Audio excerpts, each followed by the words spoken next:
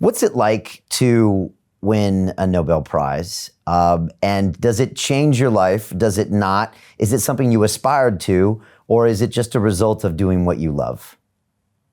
So basically, just to start at the end, I think it's something you should never aspire to because it's an unpredictable thing. And there are people who, on the 10th of October, whatever the day is, are always listening to the television. For them, it's like Groundhog Day. Gee, I thought I was going to get it. I didn't get it. I did not expect it at all. About changing your life, it actually depends where you're living. Because the Nobel Prize is, surprise, not changing your life. The surprise aspect, what's it like? Depends where you live. If you live in Europe, it's announced in Sweden at noon, you hear it AM or something like that, no big deal. If you're on the East Coast at 6 a.m., but if you're in California, it's 2:15. And unless you're one of those who sit up to see how they didn't get it each year, you're asleep. So I was asleep in California. I remember looking at the clock, it was 2:16, and I was asleep. It's a big surprise. I mean, it's a true high, 15 cups of espresso type high. Then after a week, you sort of say, well, gee, I keep on saying the same nonsense. It's way more boring to talk about what you did in the past than to talk about perspectives of coronavirus, because it's actually current. It's not about me, it's about the world. And your opinion is just the same as mine. If I'm talking to you about my past, big deal. But I think that what is interesting is that after a while, you suddenly realize, gee, for the past week, I haven't actually thought. Talking about your past is not really thinking, it's regurgitating. And you suddenly realize that being able to think is a real luxury in life. Then you also realize, well, I'm exactly the same as I was a week ago. Why should it change my life?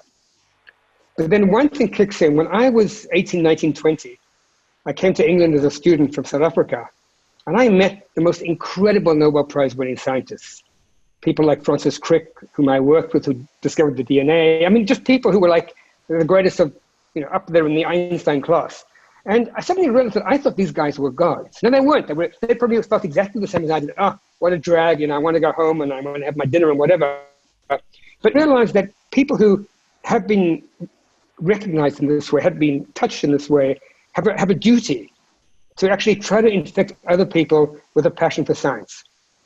And so, then you just basically do it. You give lectures. My current lecture is entitled A Wonderful Life in Science, because I do think I've had a wonderful life in science. And, science is full of surprises. It's cool because you also meet people of all ages. You don't really feel that you're necessarily getting too old because your students are always the same age. And so there's a lot of good things about it. So actually, it does change your life, but I think it changes your life by giving you an extra dimension. I also think that my sort of desire or getting involved in Corona like this has been a feeling that I'm allowed to speak out. No one's going to cut me off. And if they do, it's going to be hard for them. And since I'm not saying anything that is, truly disagreeable, everything I'm saying is backed by numbers, it's my duty to try and speak up for sanity. I must say I was very disappointed that none of my colleagues, Nobel Prize winners meet each other all the time. We go to meetings together, we do stuff like that together. And I was about the only one who really went out on a limb. And, people said to me, you're not an epidemiologist. And I said, well, I understand data.